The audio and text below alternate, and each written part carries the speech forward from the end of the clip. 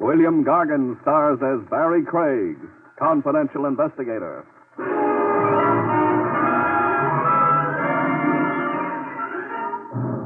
One kind of free lodging that leaves everyone cold, folks, is when it's yours, by courtesy of the city morgue.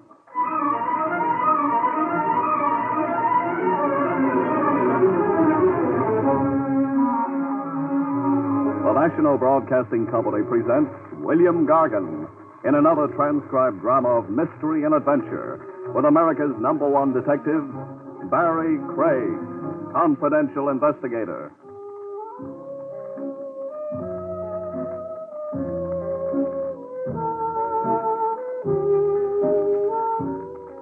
Barrie Craig speaking.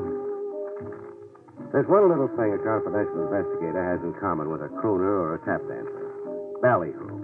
You can't get enough of it. The right kind of publicity break with pictures and ads, and your fees skyrocket. Even better than money, you promote your pick of jobs, scoop off the cream. I wangled me a break like that. A lady reporter, Mona Gale, assigned to follow me around by the True Life Picture magazine. An elegant redhead, lugging a camera and a notebook. She'd been ordered to profile me, get the story of my life from cradle to now. But the assignment had her missed, I could see. I wasn't important enough people for her. Is there some point to this dreary hike you've got me on, Mr. Craig? Yeah, there is. Tenement Row, near the docks. America's melting pot. Out of it comes governors, songwriters, bookies. Look around you. I have looked around me. Then start taking notes. Garfield Place. I was a kid on this block. That rat trap there. I played stickball off the stoop. Go ahead, sister, make with the pencil. Must I? Posterity will want to know. Are you naturally egotistic, Mr. Craig? Are you naturally a snob? I'm tired. So have a seat. Here, on the stoop. Ah. What's better than sitting? Grand view, huh? Great. Dirty-faced children, pushcarts, squalor. Isn't there some other way of profiling you, Mr. Craig? Like? Oh, one of those celebrated cases you perform in so heroically. Couldn't I just watch you at work? Sure. If I had a case, which right now I haven't.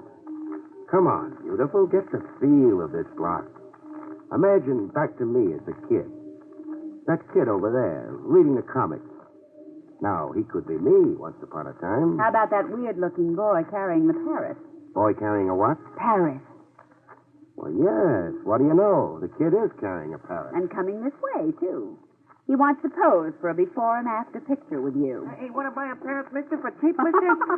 I don't think so, Sonny. He yours? No, I found him on the docks. Lost. He's sick. Sick? Yeah, look at the blood on his foot. Yeah, it is blood. Bring him closer. Hey, what's you examining him for, like a doctor? Funny. The parrot hasn't been hurt.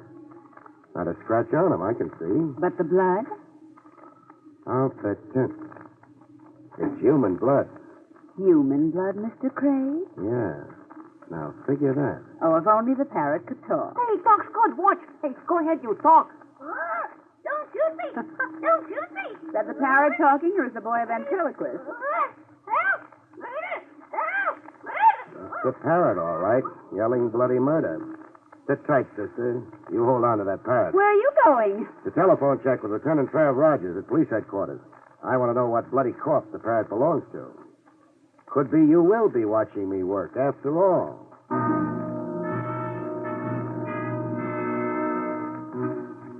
Mona got to watch me work. Over the phone, Lieutenant Trav Rogers set up a date for the parrot to be reunited with his master. The setting for the sentimental reunion was the city morgue. Roll him out, Ernie. The parrot belonged to him, Craig. Steady, Mona. Who was he, Trav? Vince Lorimer, according to an identification card in his wallet. He was found on the docks beside an empty bird cage. Shot to death by an unknown assailant. And? We traced him to a banana boat. He'd booked passage from Honduras to New York. Period? Period. On ship, Lorimer kept to himself, stayed in his cabin. A mystery figure, isn't that how a reporter would headline him, Miss Gale? That parrot you two chanced across was Lorimer's only known companion. Can I see the cage the parrot came in, Rogers? If you must meddle. I'm being immortalized by True Life magazine, so please don't louse it up.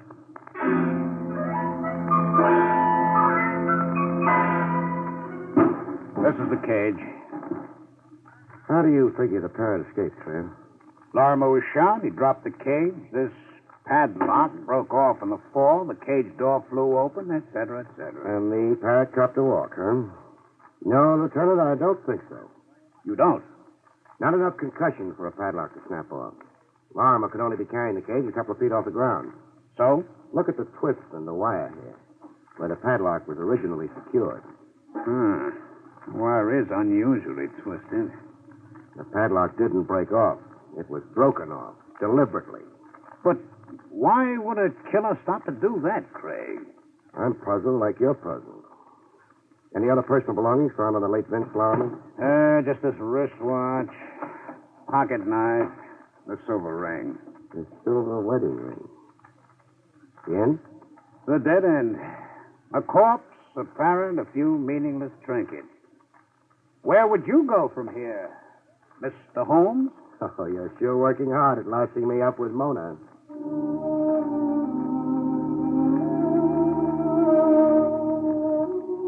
But it so happened a detour developed in the dead end. The next morning, while I was sorting my mail over coffee and sinkers in the crosstown diner, and while waiting for the red-headed Mona to show up for her day's grind, the mail was the usual garbage. Bills, all of them stamped final notice, circulars advising me where to get my pan spray, where to buy my geraniums, and one circular I really stopped to read. The Starbright Park Museum of Murder, exhibits in wax. The circular entitles bearer to a 50% admission discount. Good morning, Mr. Craig. The ripened friendship we've got, it's time you call me Barrie. With a good morning kiss. If that's how you like to start your day. Look, I was assigned to you to play Boswell, Barrie, not Madame Bovary. And what, pray, have you in store for me today? A trip to the Starbright Amusement Park. Amusement park? Read the circular. Bargain rate. So? Read where it says about the new wax exhibit. Oh, see, the brutal murder of Vince Lorimer. So real it will startle you. Hey, Vince Lorimer? Our corpse of yesterday. But how... How could a wax exhibit already be set up for the customers less than 24 hours after the murder happened? Yes, and circulars printed. Printed and in the mail. One of them in the mail to me. You think it was purposely? I'd be a dope not to think that. I'm not only being invited to get a look at Vince Lorimer being shot, but also at who is shooting him. All this in wax. It's incredible. I'm in an incredible business, beautiful. In what other business can you get an educated redhead personally assigned to you?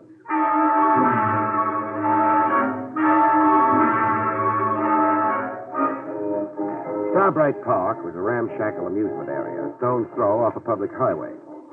Well, here's your Museum of Murder. Those signs, shocking, sensational, lurid. And closed. No ticket taker, no open door. It's boarded up? There's a bell here. This side door.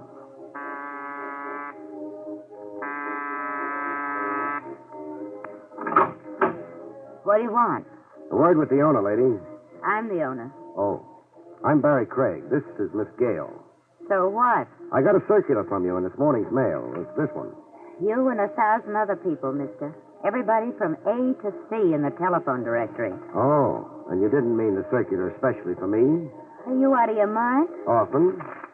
The circular advertises an exhibit of the murder of a man named Vince Lorimer. You come to prove to me you can read? And also to see the exhibit. Another time when we're open.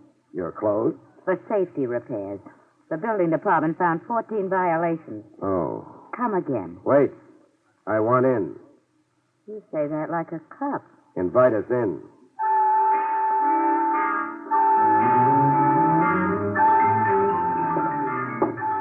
Having fun, Laura? It's gruesome. Snyder and Ruth Gray in the hot seat. Dillinger bleeding all over Chicago's sidewalk. Why, baby, you're holding hands. I get affectionate in morbid surroundings. The Vince Lorimer murder's the last one in a row, right after Bluebeard. Here it is. Some light on the subject, please. I got no lights to switch on. The power battery's disconnected. Another order of the almighty building department. Here, you can use this flashlight. Thanks. Hey, quite a likeness. Barry, the victim does look like Vince Lorimer. Like Lorimer posed for it. Even the clothes, the pinstripe suit. And holding a cage with the parrot still in it. The minutes before the actual murder the scene's supposed to be. Miss, or is it madam? It's Dolly. Dolly Flanders. Dolly, the hooded killer holding the gun. Why the hood? I don't get your question. Is there a head, a face under the hood? Yes, I guess there is. Model? How? How? In the likeness of the killer, I mean.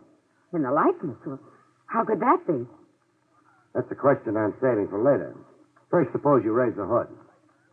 Get in there and raise it, Dolly. Don't raise it, Dolly. Barry! Voices jump you all the time in my business, Mona. You take it calmly. Raise as you are, Dolly. Gregg, Yeah? drop that flashlight. Try beaming it at me and... Okay, stubborn. Dolly, he shot you! No. Bullseye on the flashlight. My wrist dead from the concussion. Get flat on the ground, face down, Craig. And your lady friend. Be smart, Craig. From where I am, you're a clay pigeon. Get down, Mona. Horizontal in a wax museum. Include that in the piece you're writing. I'll even include it on my headstone. You, Dolly. What? This box of matches. Pick it up. Now this newspaper. Now roll the newspaper into a torch and light it.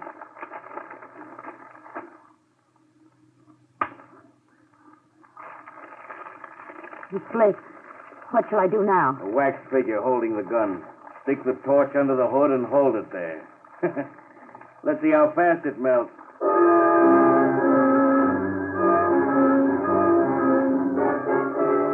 With the figure melted down, my gun-happy friend took one last precaution. I hate working over a guy when he's down. But you will. So you'll stay put while I leave?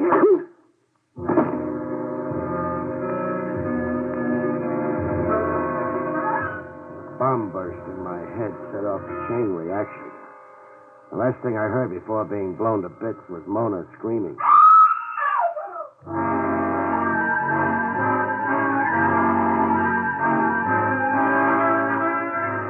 I came around. A long night and 100 years later, I came around. There was a face looking down on me. Pretty, with red hair. Red eyes. Red eyes from crying. Crying over me. Barry. And music. Bird music? The music, Mona. It's a yellow canary singing. You're in Dolly Flanders' office. Dolly Flanders. Dolly. I'm not responsible for what happened out there. Who was he? I don't know any more than you do, dark like it was. He didn't want me to see the face under the hood. Because it was his own face, Barry. He's the man who murdered Vince Lorimer. Yeah, the obvious conclusion. Maybe even too obvious. Dolly, What? how come a wax exhibit here dramatizes a murder that happened only yesterday? You tell me. Don't you order your own exhibits? No, I take what's shipped to me on a rental basis. So much a season. Shipped to you by whom? A Mr. Scala, Fernando Scala, a wax sculptor. Where do I find Scala? He's got a studio in Havemeyer Flats near the railroad yard. Number 179. You through third degree in me? No. How come you, a woman, run this kind of a business? Your husband, isn't he with you? How'd you know I had a husband? The silver wedding ring on your finger. Oh. Well, coming back to your first question about me and this business. Yes? I won't be in it anymore after today. Why not? I just sold it, as is, lock, stock, and barrel. Who to? Do I have to answer that, too? Not if it's a secret. It's no secret. Here's my copy of the bill of sale. Know ye by these presents that Howard Crump, purchaser, has this day for the sum of... Mr. Howard Crump thinks he's going to coin a mint running this museum, as it should be run, so he says. Won't he coin a mint? He'll starve to death. That yellow canary of yours, you ever, let it out of its cage? Why should I do a fool thing like that? Skip it. Expecting visitors, Dolly? Crump. He haunts the place to see I don't cart nothing away now that he's bought the place. Come in, Crump. Dolly? Oh, excuse me. This is Mr. Craig. With him is Miss Gale. How do you do? Congratulations on your purchase, Mr. Crump. Oh, you know? Yeah, Dolly was telling us. Dolly said you're convinced there's a profit in murder. Hmm? Oh. That's a curious way to put it. Then you put it. Yes, I believe a wax museum can be run profitably, with, of course, judicious management and promotion. The underlying principle, Mr. Craig, in any business... Cut. My aching head, Crump. The head I'm taking out of here is already twice the size I came in with. Coming, Mona?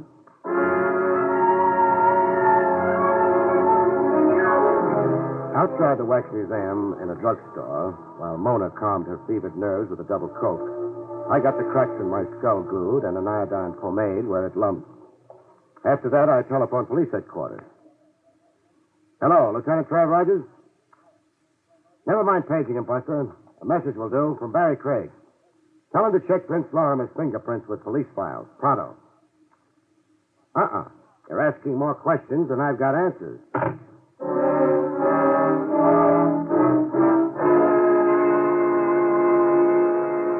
Like Dolly had said, the Havermeyer Flat studio of Fernando Scala, wax sculptor specializing in murder, overlooked the railroad yard. A fight-sized guy, Scala, with the mouth of a mustache and the look of a fox. With those trains, how can you concentrate on your wax modeling, Scala? Even better with the trains, Mr. Craig. I am filled with a wild rhythm. Spare me the poetry. Then, for the lady?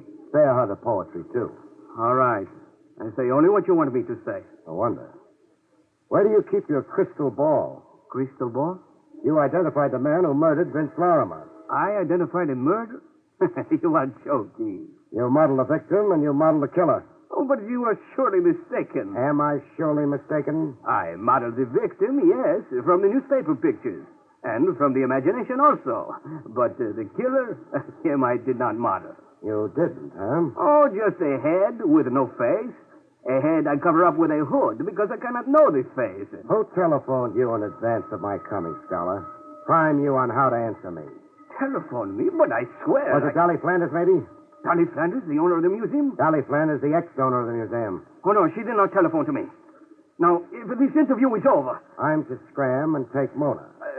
My apologies for it, but I have so much work.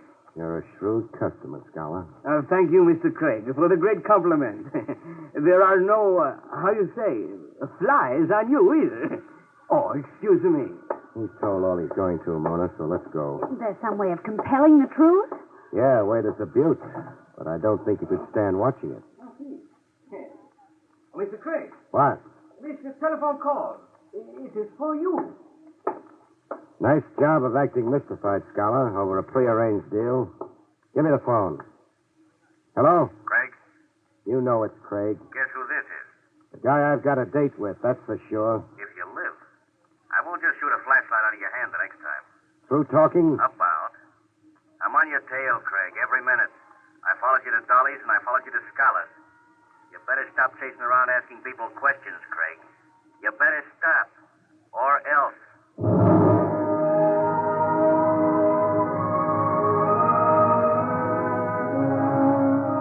The case began to wrap itself up with a valuable assist credited to the good Lieutenant Trav Rogers. A return message for me, left with Jake, the elevator op in my office building, suggested that I meet Trav post-haste in the Marble Lawn Cemetery. But why meet in a cemetery? A favorite long-lost aunt. Rogers wants me to help dig her up. Oh, taxi! Hey, taxi!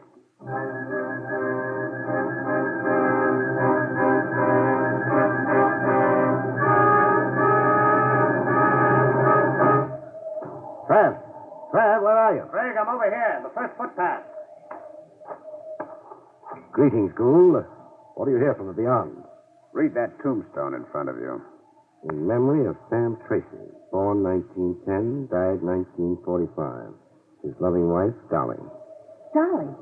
Barrie, Dolly. Don't get into the lieutenant's act, beautiful. It's his show. Let him have the fun. But not here. Somewhere over a hot cup of coffee.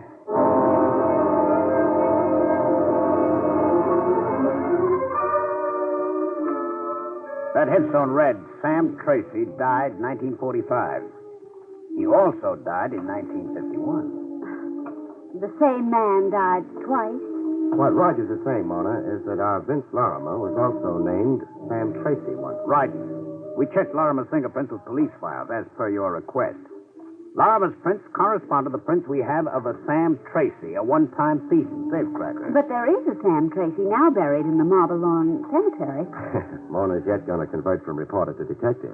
No, beautiful. Whoever's buried in Marble Lawn is a ringer. Someone's buried as Tracy, as a trick to free the real Sam Tracy. Alias, the late Vince Lorimer. That was my guess, too, Barry. Great minds run on the same channels. Who said that? What was the original Sam Tracy trying to escape from? A safe robbery in 1945. Tracy made off with a cash haul of $100,000 belonging to a stockbroker named Rufus Scott. The police gave up when Tracy, the phony Tracy, as it turns out now, died. Died how? In a rooming house fire while hiding out. And the 100 G's? Went up in smoke. So the police thought, I mean. As did the insurance detective in the case. Insurance detective? A certain Sandy Dowell, an eager beaver in his day. Dowell chased Tracy all over North America before the fire burned him out of the case and into retirement. Well, you got something you can contribute, Craig? This. Sam Tracy, alias the late Vince Lorimer, was the husband of Dolly, the ex-owner of the Starbright Park Museum of Murder. I read the tombstone, too, genius. Besides, it's a matter of record that Dolly Tracy posed as the widow in the phony burial of her so-called husband in 1945. I guess Dolly to be the very late Lorimer's widow this morning. By divination? By a silver wedding ring on her finger. An exact replica of the one you found on the corpse. Well, we know a lot and we know nothing. Tracy got away clean with $100,000. Even got out of the country. Why then did he come back posing as a Vince Lorimer? Why take that risk? And get murdered. And who released the parrot? And why? Frankly, Mona, I don't know if that's really significant. Bet on it. It is, Rogers. It's the key to our killer. All right, where would the key fit? Seabright Park, I'd say. Trav? Yes. Suppose I call the move. Can you bear it? If it catches a murderer. Spoken like a good cop. With Trav swallowing his pride enough to backstop me, I stormed the Museum of Murder. Yes? You. Close that door, Crump, quick. You, seem urgent. Urgent? There's a rifle-happy wild man tagging after me. Where's Dolly? Packed up and gone. I've taken possession. Uh-oh. That's my rifleman. Don't open that door. Where are you going? To your office to telephone for help. Now, look, Craig, I can't get involved in your affairs. Craig! Hello. Dead. Now the line went dead. Someone's cut your wires, Crump. Craig, you can't stay here. I'm running a business, now the headquarters. You want me dead? No, but... My rifle-happy friend finding the range. Craig, get out of here. I'll be murdered. That's not my concern. I insist you go. You want me to walk out at a certain death? It's certain death anyhow staying in here, cooped up in here, cornered. Craig, I'll be killed too. The next bullet might get me. You're raving, When Crump. you stay here, the room is a death trap. You look green, Crump. Sick, as if you're suffocating. Suffocating. Yes, I am. The room's close. Stifling. Close and stifling like a cage? Yes, And you hate cages, don't you, Crump? I hate... That's why you let parrots out of cages. You can't stand seeing anything caged. No, I can't Even stay. the yellow canary, Dolly's yellow canary. The cage is here, but the canary's gone. You emptied that cage, too, eh, Crump? Yes. Craig, I can't breathe. I'm suffocating.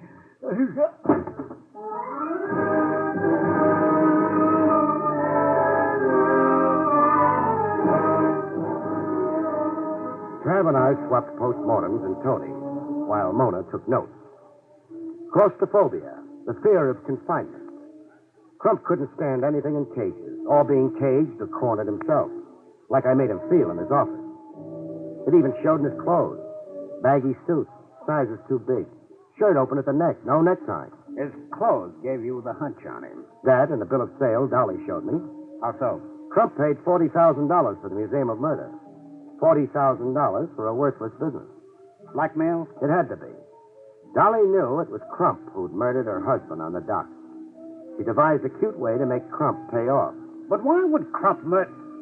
Oh, wait. I think I know. Crump is really Rufus Scott, the stockbroker Sam Tracy robbed 6 years ago. Was hired to rob by arrangement. My bet is that Crump invited Tracy to come tap his safe. I'll buy that, sure. The Scott firm was on the verge of bankruptcy before that robbery. And then Tracy never got to keep the stolen $100,000. He was just a tool. The patsy, lucky to escape with his life. That's why he skipped the country. But, Craig, But who staged the rooming house fire and the burial of a bogus Sam Tracy? somebody who wanted to permanently shut off police interest in Sam Tracy and in the 100G.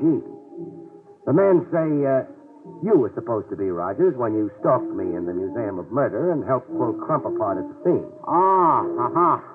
The beneficiary of the $100,000 was the thug who worked over you, eh? A thug who could only be one guy. Trav, your retired insurance stick. Sandy Dow. Sandy Dow. A guy I've got a date with before you have. Oh, now, Craig, don't be vindictive. Don't you be casual, Trav, about my head. Before you put the cuffs on Dow, I'm handing him his cuffs, and that's for sure. And before you two stalwarts of the law really go at it in earnest, will you tell me if I've got it down correctly? Some other time, we're going to a huddle over your note. Just one footnote to murder. Dolly ordered that wax exhibit from Scholar and invited me to come see it. It was her way of forcing Crump to come across by her museum. The end? Almost. All it needs now is the clinch. The clinch, Barry? Yeah, to keep your storyline straight. Page 1, boy meets girl. End page, boy gets girl. Oh. Trav. What? Vamoose, huh? But, All of a sudden, Mona's got that certain primitive look in her educated eye. Oh. Excuse me for being dense. Yeah, scram, Lieutenant. Please do not louse Craig up with the press. Good night, folks. See you next week.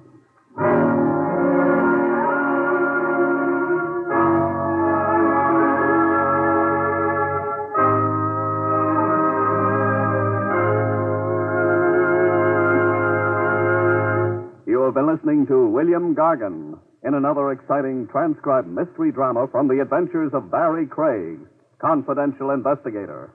Tonight's story, Murder in Wax, was written by John Robert.